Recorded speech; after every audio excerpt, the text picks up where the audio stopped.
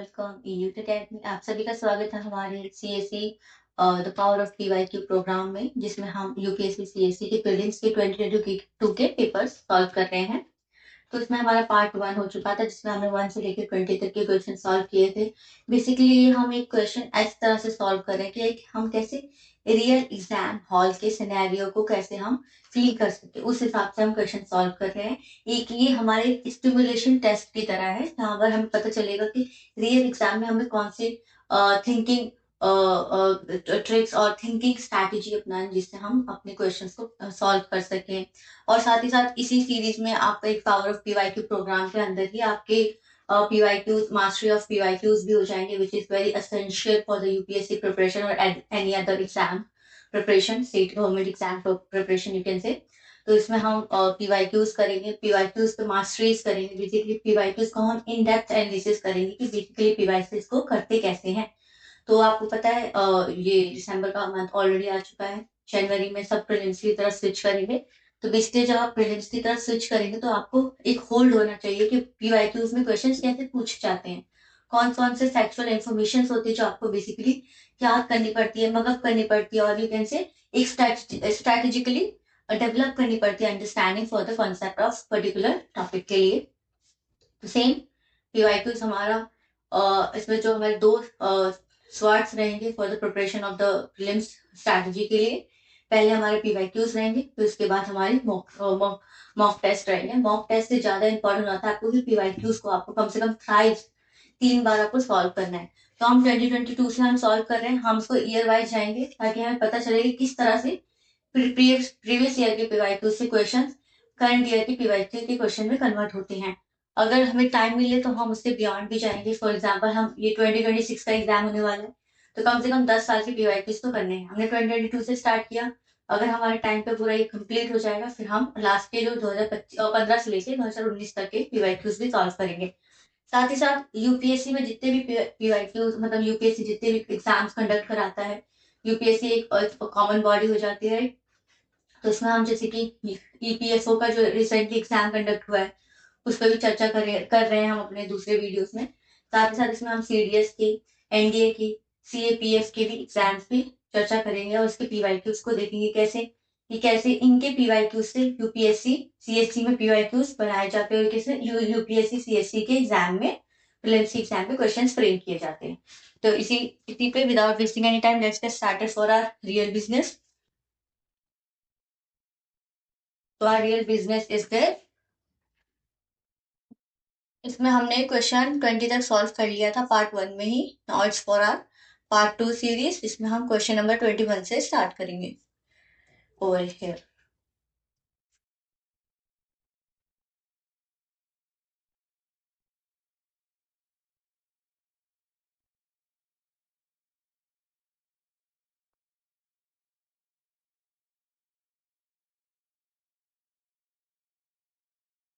तो इसमें हमारा क्वेश्चन नंबर 21 है, about the history part start हो चुका है। इससे पहले हमने पॉलिटी पार्ट कंप्लीट कर लिया, जिसमें भी हमारे 1 से लेके 20 तक के क्वेश्चन पॉलिटी से ही रिलेटेड थे। अभी हमारे यहाँ से हो जाता है हिस्ट्री पार्ट। तो इसमें पूछा है हिस्ट्री ऑफ इंडिया, हमें फॉलोइंग पेयर्स को करना है। तो बेसिकली 100 क्वेश्चन आते हैं, 100 में से 100 आपको नहीं करने होते। तो वन ऑफ द क्वेश्चन जो आप लीव करते हो, this kind of the question होते हैं, क्योंकि जो कीवर्ड्स बेस्ड क्वेश्चन होते हैं वो थोड़े मुश्किल हो जाते हैं तो हैंडल करना। जैसे कि यहाँ पर देखिए, औरंग, बनिया, मिरासीदार। अगर आपने प्लासी टू पार्टीशन किताब पढ़ी होगी, ये वर्ड्स लिए गए बेसिकली प्लासी टू पार्टीशन से लिए गए। उस बुक्स में अगर वो बुक आप पेज टू पेज पढ़ेंगे, उसमें ये वर्ड्स आपको देखने को मिलेंगे। और जो ये औरांग है, ये तो आपको ये बेसिकली आपको जो हमारी ये एनसीईआरटी की किताब है, 6th क्लास की एनसीईआरटी की किताब है, आई थिंक 6-7 की है, तो उसमें आपको ये औरांग वर्ड देखने को मिलेगा। तो उससे भी आप देख सकते हो, इसलिए एनसीईआरटी पढ़ना बहुत इंपॉर्टेंट हो जाती है आपके। अगर मैं सोर्सेज की बात करूँ तो एनसीईआरटी विद एक स्टैंडर्ड बुक को आपको रिफर करना है कि एनसीईआरटी तो लेनी है। साथ ही साथ अगर इसमें आपको कंफ्यूजन हो रहा है कि न्यू लेनी है या ओल्ड एनसीईआरटी लेनी है, तो मेरे हिसाब से तो आपको बोथ पढ़नी चाहिए, ओल्ड प्लस न्यू। क्योंकि अगर आपको टॉपिक्स, अगर कहीं पे कॉमन टॉपिक्स आ रहे हैं तो उसको आपको मर्ज करके पढ़ना चाहिए। ऐसे आपको नहीं पढ़ना चाहिए कि 6 की पढ़ी फिर 7 की पढ़ी। You have to take 6 class of NCERT with the ancient book of old NCERT. फिर आपको टॉपिक को कॉमन एरियाज में पढ़ने चाहिए, इंटीग्रेटेड स्टडी करनी है आपको। ओके, तो let's move to this question. ये क्वेश्चन कह रहा है कि औरांग का मतलब होता है in-charge of treasury of the state, ठीक है। बनिया का मतलब होता है Indian agent of the East India company. मिरासीदार का मतलब होता है designated revenue payer of the state. अब ऐसे क्वेश्चन तो पता ही नहीं है, लेकिन इसमें देखिए बन बनी बानियन, बेसिकली बनिया हिंदी में बोलते हैं। तो बनिया से आप समझ सकते हैं कि बनिया लोग कौन होते हैं। बेसिकली एक ग्रुप ऑफ पीपल्स को भी कहते हैं जो बेसिकली ट्रेड में इन्वॉल्व रहते हैं। तो कहते हैं ना बनिया लोग बहुत कंजूस होते हैं। फेमस saying है, not not any harm words to the banias community, बस it's just a general perspective कि ऐसे बोला जाता है। हम बस एग्जाम के पर्सपेक्टिव पे देख रहे हैं कि ऐसा बोला जाता है कि ट्रेडर कम्युनिटी होते हैं बेसिकली, और वो ट्रेड बिजनेस में ज्यादा रहते हैं, उनके अपने खुद के बिजनेसेस होते हैं। तो उसमें नहीं लग रहा Indian agent of the East India company, और ईस्ट इंडिया कंपनी खुद एक ट्रेडिंग कंपनी थी इनिशियल ईयर्स में, और उसके एजेंट है। तो ये most of the probably correct statement लग रहा है आपको। इस अंडरस्टैंडिंग से सोचना तो आप ऐसे अंडरस्टैंडिंग भी डेवलप कर सकते हैं, ठीक है। तो अगर जैसे कि हमने टू को इसको करेक्ट माना, ठीक है, टू में कहाँ है, मतलब इससे हमें कोई ज्यादा फायदा नहीं मिला, इसमें से बस हमारा एक ही एलिमिनेट हुआ है, राइट। इससे कोई ज्यादा फायदा नहीं हुआ। अब दूसरा देखते, मिरासीदार और औरान। औरान में क्या था, in-charge of the treasury of the state, ठीक है। और दूसरा designated revenue payer of the state. तो बेसिकली या ये और ये आपको सेम फैमिलियर साउंड कर रहे हैं, क्योंकि रेवेन्यू और ट्रेजरी, ठीक है। अगर इसमें अगर आपको आगे पता हो तो mirasidar is the correct statement. Basically keywords हैं, ये पता होना जरूरी होता है। तो मिरासीदार इज करेक्ट स्टेटमेंट। और अगर औरान को हम करेक्ट करें तो औरान मतलब बेसिकली वेयर हाउसेज होते हैं, सामान रखने की जो जगह होती है ना, वेयर हाउसेज, उसको औरान कहते हैं। It is a incorrect statement. तो इससे क्या हमारा 2 और 3 करेक्ट हो गया। तो जैसे हमारा 2 और 3 करेक्ट हो गया तो बी हमारा करेक्ट आंसर हो गया। 21 का हमारा बी करेक्ट हो गया, ठीक है। तो ये जैसे कि ये इसका सही है। मैंने is also correct, agent of the East India company है, but auran is the warehouse, ठीक है। वेयर हाउस है ये, यहाँ पर सामान को रखा जाता है। नेक्स्ट क्वेश्चन, ये आया हमारा सबसे हार्ड क्वेश्चन। यू कैन से इट इज अ, अगर मैं इसको देखूं तो ये हार्ड क्वेश्चन की कैटेगरी में रहेगा, क्योंकि ये अब यहाँ पर देखिए आपको एक रेलिवेंट टॉपिक क्या पता चला, हीनयान एंड महायान। महायान के ऊपर आपको पता चला, ठीक है। अब इसमें बात करें कि हीन एंड महायान में क्या था। जैसे महायान है ना, अगर इसको इन दोनों को करें तो हीनयान बेसिकली ओल्डर व्हील की तरफ देखा जाता है। हीनयान पहले आया था, फिर महायान उसके बाद आया था। जैसे नए नए कॉन्सेप्ट आते हैं ना, कॉन्सेप्ट ऑफ बोधिसत्वास, बेसिकली ये महायान का ओरिजिन था। हीनयान है ना, आइडल वर्शिप में नहीं मानता था, ये नेचुरल वर्शिप में मानता था, in the form of trees. You can से जब स्तूपा में देखते हैं ट्रीज, जहां जहाँ गौतम बुद्धा से एसोसिएशन रहते हैं। और महायान आइडल वर्शिप के फॉर्म में मानते थे, राइट। तो ये इनमें तो ऐसे कुछ थोड़े डिफरेंसेस देखने को मिलेंगे, तो उसी में ये बात हो रही है। Sthaviravadins belongs to the Mahayana Buddhism. अब मैंने आपको स्वैप ट्रिक के ऊपर बात की है। स्वैप ट्रिक, इसमें क्या होता है, एक पर्टिकुलर दो थिंग्स से रिलेटेड दो थिंग्स होती है, उसमें ऐसे इंटरस्वैप कर देते हैं। जैसे कि शैविज्म को वैष्णवाइट से कर देंगे, बुद्धिज्म, और बुद्धिज्म में महायान को हीनयान से कर देंगे, राइट। ऐसे स्वैप बहुत किए जाते हैं, तो इससे आप समझ सकते हैं यहाँ पर हो सकता है स्वैप यूज किया गया, क्योंकि both is a common concept related to the Buddhism. और एक यहाँ पर भी स्वैप होता है, जैनिज्म को बुद्धिज्म से स्वैप कर दिया जाता है, राइट। अनेकवाद को दूसरे किसी आइडियोलॉजी से स्वैप कर दिया जाता है। तो ये ऐसे स्वैप टेक्निक और स्वैप यू कैन से एक ट्रिक यूज किया जाता है। तो इस Shreyavadini belong to the Mahayana Buddhism. अब यहाँ पर महायान है, तो आप इसको शक की नजरों से ऐसे देख सकते हैं कि हो सकता है ये हीनयान, ऐसे आप बस एक इसको इंटर क्वेश्चन कर सकते हैं। तो यहाँ पर हीनयान भी हो सकता है, ठीक है। अब नेक्स्ट पढ़ते हैं। लोका लोकत्रावादिनी sect belong to the offshoot of the Mahasangikas sects of the Buddhism. The deification of the Buddha. अब देखिए डेफिकेशन का मतलब ये होता है ideal worship, basically in the form of ideals में बुद्धा को कहा। और मैंने जैसे ही बताया हीनयान और महायान में ये डिफरेंस होता है कि वो डेफिकेशन ऑफ द बुद्धा मानते थे, ये महायान वाले। The deification of the Buddha by the Mahasanghikas foster the Mahayana Buddhism. अब जैसे ही डेफिकेशन वर्ड हो गया, ये महायान से रिलेटेड हो गया, तो ये तो करेक्ट हो गया। जैसे हमारा 3 करेक्ट हुआ तो ये हो गया, ठीक है, ये एलिमिनेट हो गया। अब यहाँ पता है, यहाँ महासंगिकास के ऊपर है महायान बुद्धिज्म में, और यहाँ पर महासंगिकास ऑफ द बुद्धिज्म। तो ये भी करेक्ट हो गया, क्योंकि ये करेक्ट है तो ये भी करेक्ट होगा ना। तो ये जैसे कि 2 और 3 हमारा करेक्ट हो गया स्टेटमेंट। और यहाँ पर हमारा होता है हीनयान। ये अगर इसको हम करेक्ट स्टेटमेंट बनाए तो Sthaviravadins belong to the Hinayana Buddhism. अब यहाँ पर इसमें क्या क्या आपको इस क्वेश्चन से क्या क्या चीज आपको लेने की है for your next UPSC CSE prelims 2026 में। ये देखिए, एक ये आप ये पढ़ना पड़ेगा, डेफिकेशन ऑफ द बुद्धा महासंगिका। तो ये महायान में आपको जो टर्मिनोलॉजीज पढ़नी पड़ेगी, तो यहाँ पर आपको हो जाएगा एक महासंगिका के बारे में पढ़ना पड़ेगा, लोका वादनी इसके बारे में पढ़ना पड़ेगा, और हीनयान में आपको क्या पढ़ना पड़ेगा, स्तराविरा वादनी इसके ऊपर। ठीक है, तो ये हमारे हो गए। अब इसी में आपने ईपीएफओ में एक हमारा again Mahayana and Buddhism, Jainism, Mahayana, Hinayanism is a important topic for UPSC. आपको पढ़ना पड़ेगा, जैसे मेडिवल्स में Vijayanagara empire is important topic for UPSC. Same goes with ancient में Buddhism, Jainism and some post Guptas के जो कनेक्शन होते हैं वो इम्पोर्टेंट टॉपिक्स हो जाते हैं। तो जब आप आर्ट एंड कल्चर पढ़ेंगे तो आपको इसके बारे में पढ़ना बहुत ही कंपल्सरी है। Buddhism, Jainism is a non negotiable topic, right.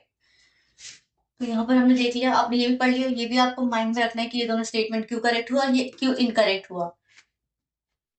और अच्छा, मेरे को ये बात बतानी थी, अगर आपको कीवर्ड्स चाहिए, बेसिकली कीवर्ड जितने भी हमारे एंशिएंट, मेडिवल, मॉडर्न में कीवर्ड्स यूज किए गए हैं, तो आप प्लीज कमेंट बॉक्स में बता दें, ताकि हम कीवर्ड्स का पूरे एक लिस्ट बना ले कि एनसीईआरटी में कितने कीवर्ड्स आए गए हैं, उसके पूरे हम आपको लिस्ट प्रोवाइड करेंगे अपने टेलीग्राम चैनल पे। आप वहां से आप डायरेक्ट स्टडी कर सकते हैं, और अगर आपको उसी कीवर्ड्स पे वीडियो भी चाहिए तो हम वीडियो भी रिकॉर्ड करके अपलोड कर देंगे। तो आप बस बता देना आपको कैसा सूट कर रहा है। Let's question 23। Which one of the following statement correctly explain the impact of industrial revolution on India during the first half of the 19th century? अब सी, इसमें इंडस्ट्रियल रेवोल्यूशन की बात की गई है। अब आपको इसमें एक ये आइडिया याद रखना पड़ेगा कि जो ईस्ट इंडिया कंपनी थी, उनके जो पॉजिटिव एस्पेक्ट होते थे बेसिकली नेगेटिवली इम्पैक्ट करते थे इंडियन इंडियन सिटीजन को या इंडियन सोसाइटीज को, और जो इंडियन सोसाइटीज के पॉजिटिव एस्पेक्ट थे वो नेगेटिवली इम्पैक्ट करते थे ईस्ट इंडिया कंपनी को, जैसे ब्रिटिश राज्य को। ठीक है, तो जब कोई भी पॉजिटिव चीज इन द हित of in the perspective of the East India company होगा, तो वो बेसिकली नेगेटिवली इम्पैक्ट करेगा इंडियन सोसाइटी को। तो ऐसे आपको लेके चलना है। तो पूछा गया इंडियन टैक्स, यहाँ से नीचे से पढ़ते क्योंकि नीचे से हमें कुछ मिल जाएगा। Heavy duties were imposed on the imports of the British manufacturing. ये तो पॉजिटिव एस्पेक्ट हो गया ना फॉर द इंडियंस के लिए। पॉजिटिव एस्पेक्ट क्यों हो गया कि हैवी ड्यूटीज इम्पोज कर देते imports of the British manufacture, तो क्या होता है, लोकल मैन्युफैक्चर को बूम मिलता। Railway lines were laid in the many parts of the country. या अगेन पॉजिटिव एस्पेक्ट हो गया for the Indian society, right. अगर रेलवे लाइन्स बीच जाती तो ये जो कम्युनिकेशन एंड द ट्रैवलिंग बढ़ जाती, राइट। और इससे जो जो ये बिजनेसेस भी थे, ये भी इसको भी बूम मिलता। Machines were introduce in the Indian textile industry in the large number. अब ये लार्ज नंबर बहुत ही क्वान्टिफाइड बता रहा है, बेसिकली इसमें ये नहीं बता रहा, स्पेसिफाई करके नहीं बता रहा कि किस एरियाज में ज्यादा हुए। तो और बेसिकली ये भी एक पॉजिटिव एस्पेक्ट ऐसे होगा। देखिए, मशीन को इंट्रोड्यूस किया था इंडियन सोसाइटी में, ये तो माना चाह रहा है कि उससे क्या हुआ था, लेबरर्स को नुकसान हुआ था क्योंकि उनकी नौकरी जा रही थी because of the technological innovation.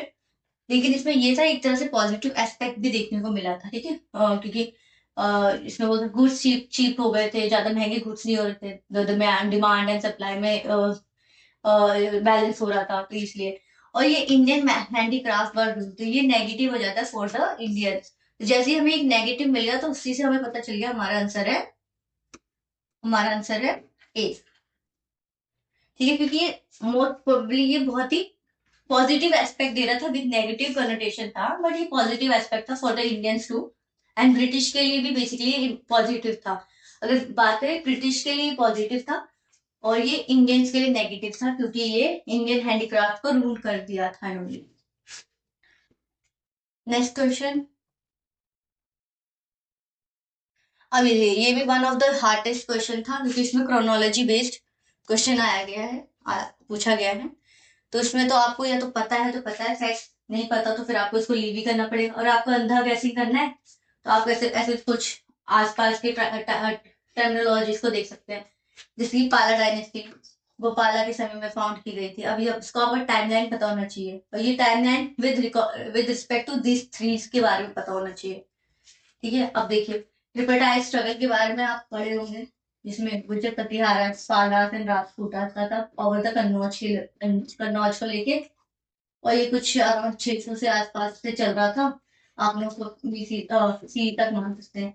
जैसे पढ़ा दो पाला, पाला का डायनेस्टी था, मतलब 600 के आसपास ही फाउंड हुआ होगा, 700 600 के आसपास, ठीक है, बीसी में रफ में सी में सॉरी। तो ये मैं आपको रफ में बता रही हूँ। पाला, वो पाला ये 700 के आसपास सी में आए हैं, ठीक है। Establishment of the Cholas power in the Parantaka one. Cholas के बारे में पढ़ेंगे, चोला एम्पायर के बारे में पढ़ेंगे। तो जहां पर ये ट्रिपटाइड स्ट्रगल हो रही थी पालास राजपूतास के ऊपर, तो यहाँ पर चोलास का था। चोलास आपको 900 के आसपास देखने को मिलेगा, 903 के आसपास, ठीक है। और यहीं पे establishment of the Pallavas power under the Mahendram, और यही पल्लवास का एस्टैब्लिशमेंट था, ये आपको देखने को मिला 800 के आसपास। और वहीं पर राइज ऑफ द प्रतिहारस, गुज्जर प्रतिहारस, ये आपको 600 के आसपास देखने को मिलेगा। तो जैसे हमारी ये टर्मिनोलॉजीज बन गई, ठीक है। ये 800, और ये हमें लाइन वाइज से बताना है, तो इसमें हमारा क्या आंसर हो जाएगा। तो पहला हमारा क्या होगा 1, तो सॉरी ये हमारा हो जाएगा 600 के आसपास, जितना मुझे याद है, और ये 700 के आसपास ही इसकी टर्मिनोलॉजीज रहेगी। History of the consider events from starting from the earliest time, तो हमें पहले से बाद में जाना है। तो ये 2 2 और 3 3, या तो हो सकता है 2 से स्टार्ट या 3 तक। तो ये हमारा 900 और 800 के आसपास की कहानी लग रही है। 700 ये 800 600, और ये हमारे 700 की कहानी है। यहाँ पर मैं थोड़ी खिचड़ी बता दी है। तो ये फॉर एग्जाम्पल हमारे 600 के आसपास गोपाला थी। चोलास के बारे में 900 के आसपास देखने को मिलता है। ये महेंद्र 800 के आसपास को देखने को मिलता है, और ये भी 700 के आसपास को देखने को मिलता है। ऐसा कुछ कहानी होगा, ठीक है।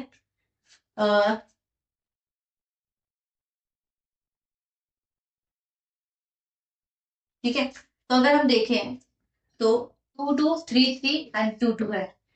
अब इसमें आपको पता होना चाहिए कि टर्मिनोलॉजी किस लिए इंपॉर्टेंट हो जाती है। तो जैसे गोपाला की बात करें, गोपाला पाला के समय में थे, ये तो 700 के बीच के आसपास देखने को मिलेगा, ठीक है। प्रतिहारा की भोजा के अंदर ये हमारा आ गया। और establishment of Pallavas power under the Mahin Varman, establishment of the Cholas empire under Parantaka 2 के अंदर, ठीक है।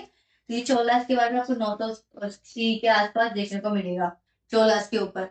और इसमें आपको 800 के आसपास देखने को मिलेगा, ये 700 के आसपास देखने को मिलेगा, और ये 600 के सी के आसपास, और ये आपको 700 के सी के आसपास देखने को मिलेगा। अगर इसको मैं राइट टर्मिनोलॉजी में यूज करूँ, तो जैसे हमारा 600 आ गया, तो ये हमारा हो जाएगा 2 2 से स्टार्ट है, 2 के बाद क्या हमारा 7 4 2 4, यही से हमारा आंसर बन गया 2 4 2 4 1 3 2 4 1 3 इसका करेक्ट हो जाएगा। Next question, which of the following phrase defines the nature of the हुंडी। अब देखिए हुंडी, अब ये तो हमने कर लिया, इसलिए हमें पता है कि इसका आंसर क्या होगा। बट हुंडी तो आप इकोनॉमी में भी पढ़ते हैं, ठीक है। तो हुंडी जैसे आप इकोनॉमी में पढ़ते हैं, तो तुम्हें पता चलता है जैसे ये आप कह सकते हैं ना, evolution of the money currencies के ऊपर पढ़ते हैं कि कैसे कैसे हमारी मनी करेंसीज इवॉल्व हुए हैं।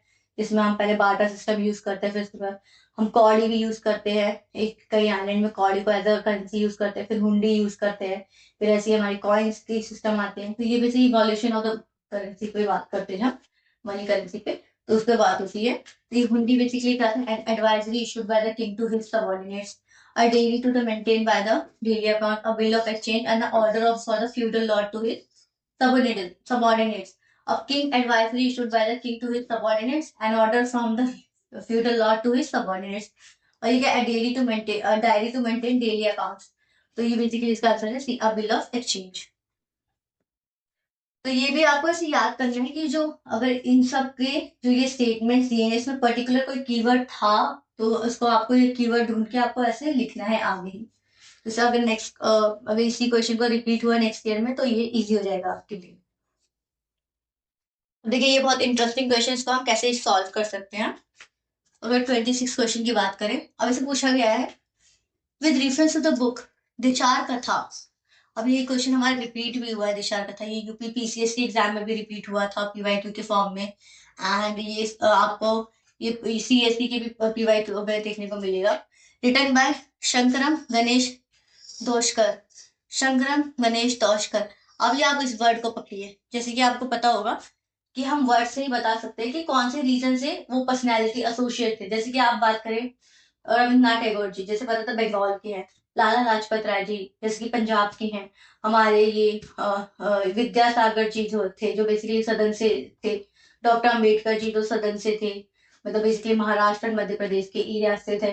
बाल गंगाधर तिलक जी जो कि गुजरात से बिलोंग करते थे। तो ऐसे नाम से हमें पता चल जाता है कि कौन से लोग कौन सी प्लेसेस से करते थे। और जैसे हम इनके नाम पढ़ते हैं, शंकरम गणेश दौशकर, बेसिकली ये लग रहे हैं ना कि महाराष्ट्र से बिलोंग कर रहे हो, कहीं महाराष्ट्रन एरिया से, महाराष्ट्र एंड मध्य प्रदेश के एरिया से। तो यहीं पे हम इसी से अगर हम स्टेटमेंट पढ़ें तो मैक्स 3 सही है एंड मिनिमम 2 सही है। तो उसमें हमें करेक्ट पूछा है, तो नीचे से पढ़ते हैं। The use of this by the Dorshak was in the specific context of the Bengal region. अब हम इनके नाम से ही समझ रहे हैं कि ये कहीं महाराष्ट्र साइड नेम है, सरनेम है। तो ये बंगाल रीजन के बारे में और स्पेसिफिकली क्यों कॉन्टेक्स्ट में बात करेंगे। फ्रीडम स्ट्रगल तो बेसिकली ऑल इंडिया का स्ट्रगल चल रहा था, बेसिकली बंगाल के बारे में ही क्यों बोलेंगे। तो यह चीज स्पेसिफिक, बहुत ही स्पेसिफिक कॉन्टेक्स्ट की बात की तो ये गलत माना जाएगा। जैसे हमने 3 को एलिमिनेट कर दिया, हमारा आंसर आ गया 1 2 का आंसर। अब देखिए हमारा फायदा क्या होगा नीचे से ऊपर पढ़ने का। अगर हम ऊपर से नीचे आ जाते तो पढ़ते पढ़ते हमारा ब्रेन डेड हो जाता ऑलमोस्ट, हम सोच भी नहीं पाते। लेकिन हमने नीचे से स्टार्ट किया, हमें पहले में हमें कैच मिल गया, क्योंकि एग्जामिनर क्या करते हैं ना, सबसे लास्ट में जाके कैच डाल देते, जो ट्रिक्स ट्रिक्स होते हैं, ताकि बच्चे ऊपर से पढ़ते हैं और उनका ब्रेन इतना स्लो हो जाए कि नीचे तक वो कैच ही ना पकड़ पाए। तो ये हमारा जैसे 3 इनकरेक्ट हुआ, हमने ऐसे काट दिया, और 1 and 2 is a correct statement. ऐसे पढ़ लेते हैं। इट इज इंस्पायर्ड, देखिए कितना पॉजिटिव वर्ड है, इंस्पायर्ड। पूरा इंडियन स्ट्रगल में जितनी भी किताबें लिखी गई, जर्नल्स आए, जितने भी न्यूज़पेपर्स आए, सब इंस्पायर्ड ही तो कर रहा था for the struggle against the British rule. The performance of the swadeshi street plays and the folk song, it want against corner. Of course ये हमारा पॉजिटिव स्टेटमेंट है ना, कि कॉर्नर स्टेट्स के hypnotize conquest of the mind को कैसे want कर रहा था। सारी फ्रीडम स्ट्रगल में सारी पर्सनालिटीज ने यही बात की है, हमें वॉन्ट करने की कोशिश की है। नेक्स्ट क्वेश्चन, गांधी इवेंट पैक्ट से रिलेटेड बात हो रही है। विच ऑफ द फॉलोइंग, ठीक है, इसमें select the correct answer. Correct पूछा है। मैक्स 3 सही है, मिनिमम 1 सही है। लेट्स रीड फ्रॉम द नीचे से। Release of only those prisoners who are not charge of violence. अब ये ओनली लिखा है तो ये एक्सट्रीम वर्ड नहीं है, आपको ये साइकोलॉजी समझने की। गांधी जी ने गांधी इवेंट पैक्ट में क्या क्या डिमांड्स किए, तो क्या क्या उन डिमांड्स को ग्रांट मिल गए थे, अप्रूव कर दिए गए थे। अब आप जैसे ही भगत सिंह की आप मूवी देखती है, उसमें भी यही बात हुई थी। जब लाठीचार्ज हुआ था तो बेसिकली जब इन लोगों को, भगत सिंह सुखदेव जी को, 3 लोगों को अरेस्ट कर लिया गया था, तो उसमें वही मांग हुई थी कि भगत सिंह को रिलीज क्यों नहीं किया गया। ऐसी कुछ कहानी चल रही थी। तो इसमें पूछा है, release of the only those prisoners who are were not charge of the violence. आपको गांधी जी की आइडियोलॉजी भी पता होनी चाहिए कि वो अगेंस्ट नॉन वायलेशन के अगेंस्ट थे, सत्याग्रह के, हारमोनी, पीसफुल रेजिस्टेंस के साथ में फेवर करते थे। तो वैसे भी वो वायलेंस को फेवर नहीं करेंगे, इसलिए आप उसको करेक्ट मान सकते हैं। Acceptance of Gandhi suggestion for inquiry into the police excesses. अब सी, यहाँ पर ये तो बात सही है कि गांधी जी ने ऐसा मांगा था, उन्होंने अपना बेसिकली इवेंट, जो हमारा ये गांधी इवेंट पैक्ट है उसमें ये बात मांगी थी। बट आप ही समझिए, ब्रिटिश अगर अपने ही एडमिनिस्ट्रेटिव मशीनरीज पे ऐसे इंक्वायरी करने बैठ गया तो उनकी एडमिनिस्ट्रेशन कैसे चलेगा। बेसिकली अगर आप जलियांवाला मैसेकर के ऊपर बात करेंगे, तो जनरल डायर ने जो बेसिकली ये जनरल डायर ने जो ये एक्शन लिया था, अनफेयर अनएथिकल एक्शन, उसको भी इंक्वायर किया गया, बट उनके फेवर में केस को पलट दिया गया और उनको बेसिकली प्रेज किया गया फॉर द, कि आपने ब्रिटिश राज को इतना फैलाया है, मजबूत किया है, लाइक दैट। तो जब वो अपने पुलिस ऑफिसर को क्यों इनकार करेंगे, आप ऐसे समझ सकते हैं, क्योंकि ये नेगेटिव फॉर द ब्रिटिशर्स हो जाएगा and positive for the Indian society हो जाएगी। इस पर्सपेक्टिव पे सोचना। तो जैसे ही हमने गलत माना, देखते 3 इनकरेक्ट है, ठीक है। तो 1 है, 1 2 एंड 4 है। जैसे ही हमने 4 को करेक्ट मान लिया, हमने तो 4 को करेक्ट मान लिया, तो हमारा आंसर हो गया बी। अब पढ़ते, withdrawal of the ordinance promulgated in the connection with the civil disobedience movement. अब ये देखिए, ये वाला कितना हार्ड लग रहा है आपको स्टेटमेंट, लेकिन ये जैसे हमने नीचे से पढ़ा, हमें आंसर ऑलरेडी मिल चुका है, हम तो बस for the sake of the reading हम इसको पढ़ रहे हैं। Invitation to Congress to participate in the round table Congress, Gandhi इवेंट पैक्ट तो उसी से रिलेटेड था ना, राउंड टेबल कॉन्फ्रेंस से रिलेटेड ही था। तो आंसर हो गया बी, 1 एंड 2। वैसे आपको केसरी 2 मूवी देखनी चाहिए, बहुत ही अच्छी है। ओवर ये केसरी 2 जो केसरी चैप्टर 2 मूवी आई है, इसमें आप शंकरन नारायण शंकरन के ऊपर एक पर्सनालिटी को ऊपर पढ़ेंगे, जो कि बहुत अच्छी मूवी है। आपको ये बेसिकली एग्जाम में भी बहुत हेल्प करेगा। The next question is 28. Vitthal Vidvanshak, the first monthly journal to have untouchable people as its target audience, was published by, ठीक है, भीमराव रामजी अम्बेडकर। अब सी अगर हमारे कोई फेमस पर्सनालिटीज होगी, उन्होंने कोई बुक पब्लिश की होगी, कोई जर्नल पब्लिश की होगी, तो ऑफकोर्स हमने इतनी बड़ी रीडिंग की है, इतने 1 साल से पढ़ रहे हैं, तो हमें पता होना चाहिए। अब ये जो होते हैं ना, जो छोटे लोग बड़े बातें करते हैं, ये आपको इसको एज अ ट्रिक की तरह यूज करना चाहिए कि in famous personality with famous work and famous personalities with less famous work, ऐसे करके आप देख सकते हैं। जैसे doctor B R Ambedkar ji ने अगर ये लिखा होगा विठल विध्वंसक, क्योंकि most of the 99% of the student यही आंसर लगाएंगे, क्योंकि उनको पता है भीमराव जी बहुत ही लार्ज स्केल पे अनटचेबल्स के अगेंस्ट है। And Vitthal Vidhwansak is a basically Marathi word and he is also belong to the Marathi side of the state, तो ऐसे आप लगा सकते हैं कनेक्शन में। एंड जी हमारे गांधी जी हैं, एंड ज्योतिबा फुले, वो भी महाराष्ट्र के एरिया से थे, उन्होंने भी अनटचेबिलिटी के अगेंस्ट बहुत काम किया, तो ये भी हो सकता है। तो बी एंड सी में होगा। लेकिन गोपाल बाबा वालंकर, अब वालंकर भी महाराष्ट्र में है, लेकिन हमें इनके बारे में नहीं पता ज्यादा। तो जब आप बहुत ही फेमस पर्सनालिटीज को पढ़ते हैं, उनके वर्क्स पे पढ़ते हैं, लेकिन ऐसे कोई वर्क्स नहीं पढ़ते, तो मतलब वो फेमस पर्सनालिटी में वो वर्क्स नहीं लिखे, मतलब कोई लेस फेमस पर्सनालिटी होगा जिन्होंने वो वर्क लिखा होगा। तो ये हमारे एक ही ऑप्शन हो गया जिसके बारे में हम नहीं पढ़ते हैं, गोपाल बाबा वालंकर। तो आप ऐसे लगा सकते थे। अब नेक्स्ट टाइम आपको इनके बारे में भी पढ़ना है। Next question 29. With reference to the history of India, the term Kulwapa and Dronawapa, Wapa, denote to measurement of land, coins of the different monetary value, classification of urban land and religious ritual. अब यहाँ पर land है, मतलब इन दोनों से कोई answer होगा, और ये हमारा, इसको हमने एलिमिनेट कर दिया। आंसर ये हमारा ए है या सी है। अब आप ब्रॉडर सेंस में सोचिए, measurement of land and classification of urban, कौन सा ब्रॉडर लग रहा है आपको? लग रहा है कि आपकी classification of the urban land ही क्यों होगा Dronavapa and Kulavapa, why not classification of the rural lands too? तो यहाँ पर हो जाएगा मेजरमेंट ऑफ लैंड। और आप जैसे ही आप इस वर्ड को पढ़ते हैं, वापा वापा वापा वापा मापा मापा मापना, राइट, मेजरमेंट ऐसे भी आप देख सकते हैं। तो ये हो गया इसका आंसर। नेक्स्ट क्वेश्चन,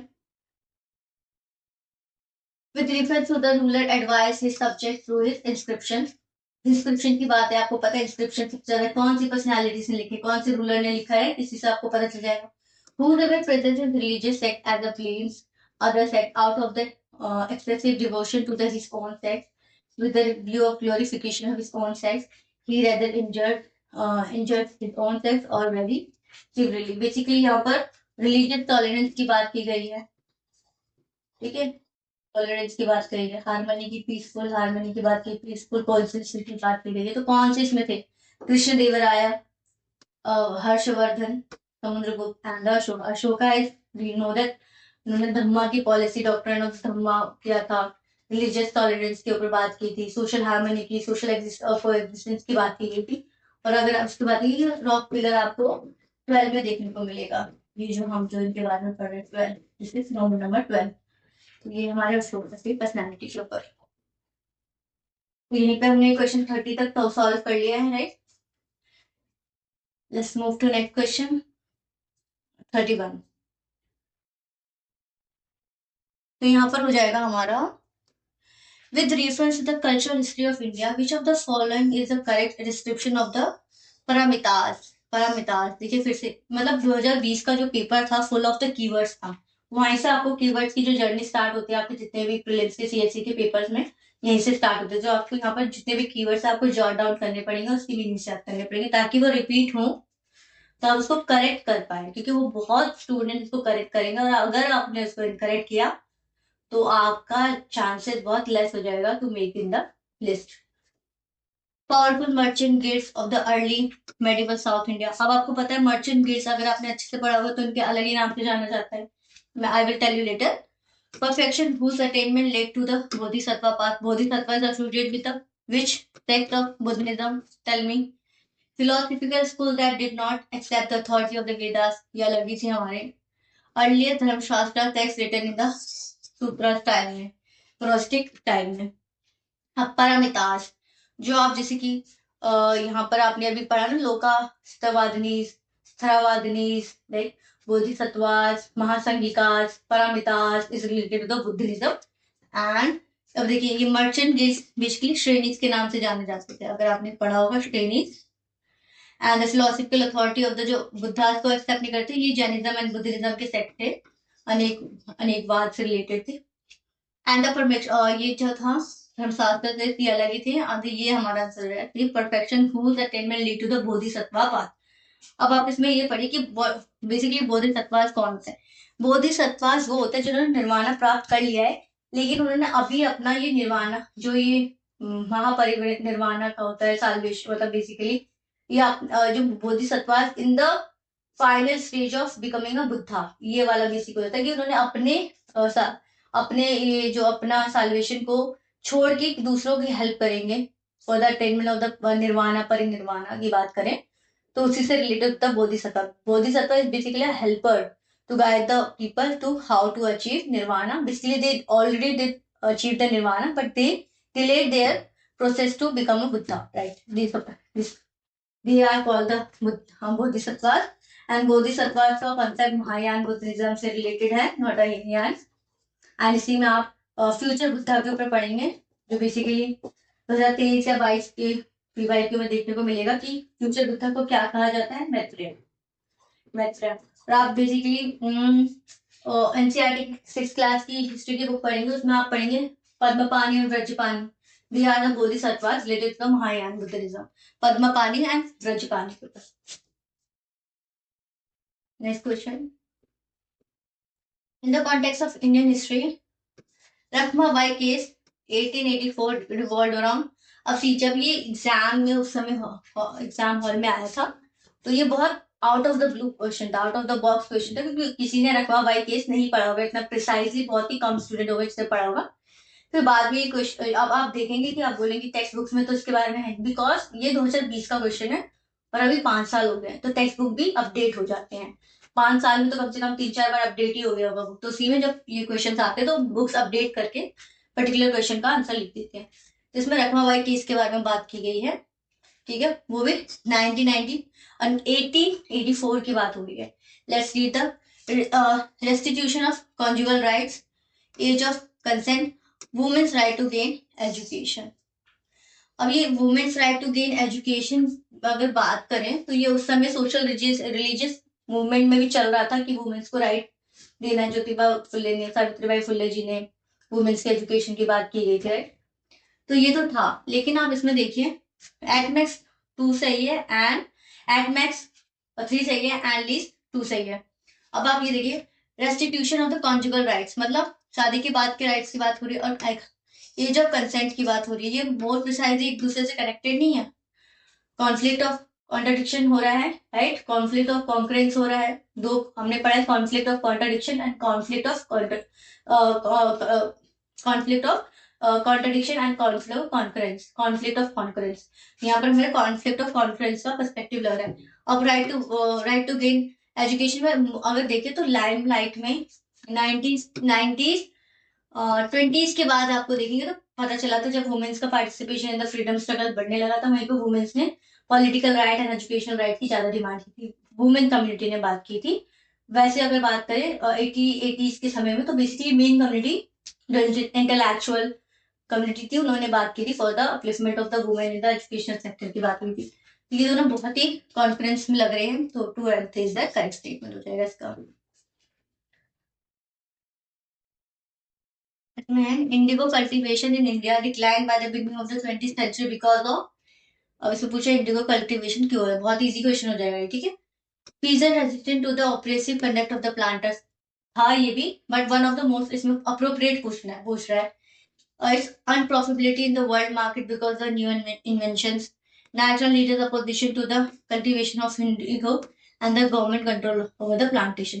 अब आप यहाँ पर पढ़ेंगे जर्मन डाइगा इनोवेशन आ गई थी, new innovation in the world market, और ये इनोवेशन के कारण इंडिगो उगाना बहुत आसान हो गया था, प्रॉफिटेबिलिटी अलग ही हो गई थी, इसलिए इसको डिक्लाइन कर दिया गया। आंसर है हमारा बी, जर्मन डाइगा वाला कॉन्सेप्ट है इनोवेशन का। Wellesley's establishment of the Fort William College at Calcutta, because basically Wellesley's ने Fort William College कलकत्ता क्यों establish किया? He was asked by the board of directors to do so. देखिए कितना absurd question statement बना रहे हैं, तो होगा नहीं। He wanted to review the interest of the Oriental learning in India. Oriental and Hellenistic learning अलग होती है। Oriental learning का मतलब होता है इंडियन पर्सपेक्टिव पे learning, Indian local languages, India के लैंग्वेजेस पे पढ़ाई करना, और एनालिस्टिक लर्निंग क्या होती है? इंग्लिश बेस्ड लर्निंग होना, ठीक है। तो ये तो होगा नहीं, इंडिया का पॉजिटिव है ना इंडिया के लिए, तो ये गलत माना जाएगा। He wanted to provide a William Carey and his associate with employment. Employment के लिए क्या ये खोल देंगे? He wanted to train British civilians for administrative purpose in India. First ये आपको करेक्ट स्टेटमेंट लग रहा है। अब यहाँ पर है जैसे हमारी है विलियम कैरे, जो हमारी पर्सनैलिटीज है, इसके ऊपर आपको पढ़ना है क्योंकि ये हमारे पीवाईक्यू में देखने को मिलेंगे।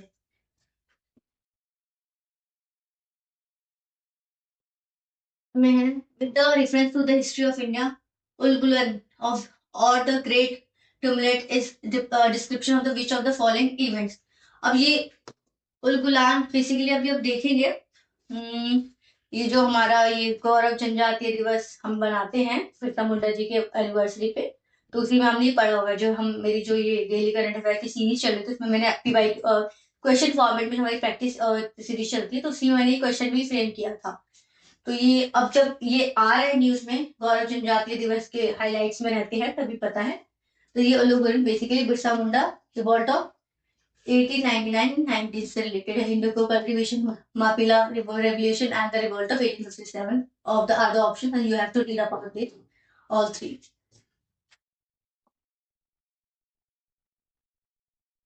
अगेन ये हमारा आ गया with reference to scholars and literature, क्योंकि one of the favourite topics of UPSC. तो यहाँ पर लिखा है 3 सही है एंड 1 सही है। Kalidas is associated with Chandragupta too. Amar Simha is associated with Harshvardhan. Panini is associated with Pushyamitra सुंग। ठीक है, अब यहाँ पर देखिए जब आप पढ़ेंगे चंद्रगुप्ता के कोर्ट में कौन कौन से जेम्स पाए जाते थे, ठीक है, स्कॉलर्स एंड लिटरेचर। तो Kalidas is one of the gems in found in the Chandragupta two case में। और Amar Simha is associate with the Harisen की बात करें, कालिदास की बात करें, हमारे सिम्हा की बात करें, they are all associate with the Chandragupta too. जैसे कि हमारे करेक्ट हुआ, ये हमारे इनकरेक्ट हो गए क्योंकि हमारे Simha is associate with the Chandragupta too. अब ये देखिए जो इसमें आए ना स्टेटमेंट वाइज क्वेश्चन, ऐसे ही आपको नेक्स्ट ईयर में मैच ऑफ द फॉलोइंग ऐसे कॉलम वाइज क्वेश्चन आ सकते हैं। Literally work, ruler and then इनके फेमस वर्क की बात कर लेंगे। ऐसे 3 कॉलम स्टेटमेंट जो कि बेसिकली फेवरेट एग्जाम पैटर्न और ये एग्जाम फॉर्मेट हो चुका है यूपीएससी का। ये गलत हुआ, ये सही है। पाणिनि एसोसिएट विद पुष्यमित्र सुंग। और सुंगा कब आए थे बेसिकली? ये जो पुष्यमित्र सुंग है, सुंग बेसिकली कब आए थे? ये मौर्य के बाद आए थे, ठीक है, मौर्य को रिप्लेस कर दिया था उन्होंने। 8055 बीसी की बात है, और ये 8055 बीसी की बात है, और ये पाणिनि आपके 500 के आसपास देखने को मिलेंगे। तो कितना अलग है इसमें, ठीक है। Panini is not associated with this, ये करेक्ट हो, इनकरेक्ट हो गया तो आंसर है 3 only.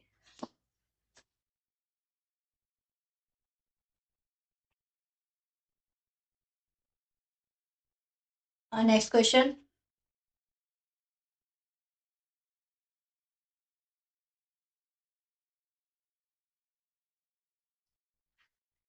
with context to the recent advancement in human reproductive technology, pro-nuclear transfer is used for fertilization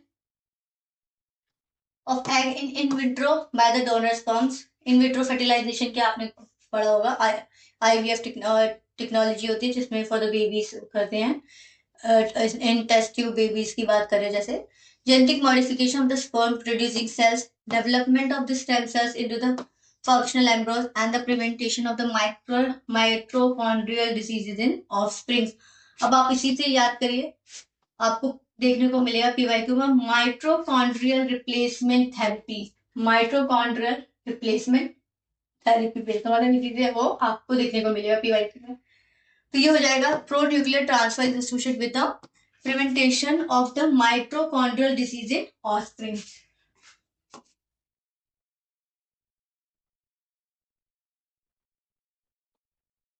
Next, with the present state of development, artificial intelligence can effectively do which of the following? Application based question है, science and take का application based question है।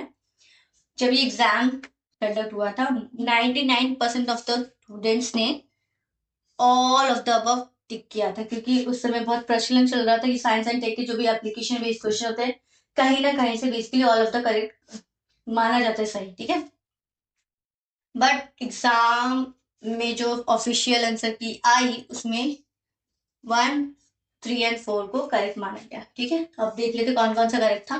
तो in the electricity consumption in the industrial unit, disease diagnosis and the text to speech conversation की बात हुई। Artificial intelligence can be effectively do. अब तो बात करें creating meaningful short stories and songs, वैसे ये भी करेक्ट होगा, लेकिन हम ऑफिशियल की पे माने तो हमारा B is the correct statement.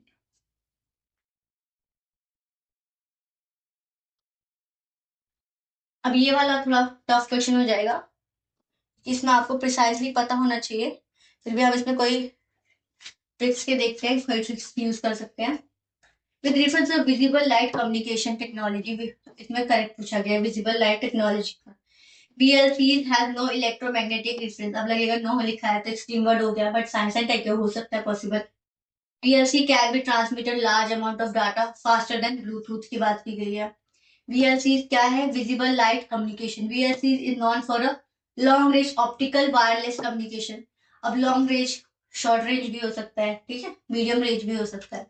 VLC is uses for electromagnetic spectrum wavelength. अब यहाँ पर लगे कि ये डाटा है तो डाटा को मैनिपुलेट कर सकते हैं, but it is the correct statement. बात करें तो ये करेक्ट स्टेटमेंट हमारा, ये वाला करेक्ट है। यहाँ पर आपका शॉर्ट रेंज हो जाएगा, ठीक है, रेंज हो जाएगा and it is correct and it is correct, मतलब 2 इज इनकरेक्ट। 2 को जैसे एलिमिनेट किया, CS 1, 3, 4 is correct.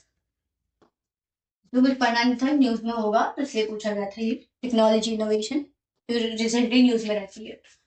With reference to the blockchain technology consider the following statement. अब आपने साइंस एंड टेक में ब्लॉकचेन टेक्नोलॉजी पर पूछा पढ़ा होगा, ठीक है, ये हमारे करेक्ट पूछा है। Application that depends on basic feature of blockchain can be developed without anybody's permission. Blockchain technology का मतलब ही होता है डिसेंट्रलाइजेशन, ठीक है, डिसेंट्रल अथॉरिटी होती है, कोई एक पर्टिकुलर अथॉरिटी नहीं होता। The structure and design of blockchain is such that all the data in it are about cryptocurrency only. अब ओनली एक्सट्रीम वर्ड है, और भी किसी फॉर्म में हो सकता है। 2 को एलिमिनेट किया, ठीक है, 2 को जैसे एलिमिनेट किया 1 and 1, 3। अब इसमें हम देखें या तो 1 करेक्ट है या तो 3 करेक्ट है। 1 तो ऑटोमेटिकली करेक्ट हो जाए। It is a public life that everyone can inspect but which is no single user control. अब देखिए यहाँ पर नो सिंगल कंट्रोल होता है, नो सिंगल यूजर कंट्रोल, तो ये भी तो डिसेंट्रलाइजेशन की बात कर रहा है, डिसेंट्रलाइज कंट्रोल की बात कर रहा है, क्योंकि नो सिंगल यूजर का कंट्रोल होता है। यहाँ पर भी वही बात करें, develop without anybody permission blockchain, उसी की बात कर रहे हैं डिसेंट्रलाइज, तो मतलब कॉन्फ्रेंस दिखा रहा है, कॉन्फ्रेंस है। यहाँ पर 1 and 3 is the correct statement. D is the correct statement of question number 40. तो यहीं पे हमने 20 क्वेश्चन सॉल्व कर लिए। तो let's see you in hard part 3, जहाँ पर हम अपने नेक्स्ट 20 क्वेश्चन सॉल्व करेंगे। I hope it is a interesting session for you. आपको यहाँ पर बहुत ज्यादा कुछ वैल्यू एडिशन में मिल रहा है, और how to solve, how to find the tricks और hacks, you can say trapping words in the PYQs की सीरीज में। तो ये हमारा जो पावर ऑफ PYQ प्रोग्राम है, ये बहुत ही इंटरेस्टिंग होने वाला है, बहुत ही हेल्पफुल होना चाहिए, माइंड ब्लोइंग ये आपका होने वाला है। तो stay tuned for our next classes. Thank you everyone.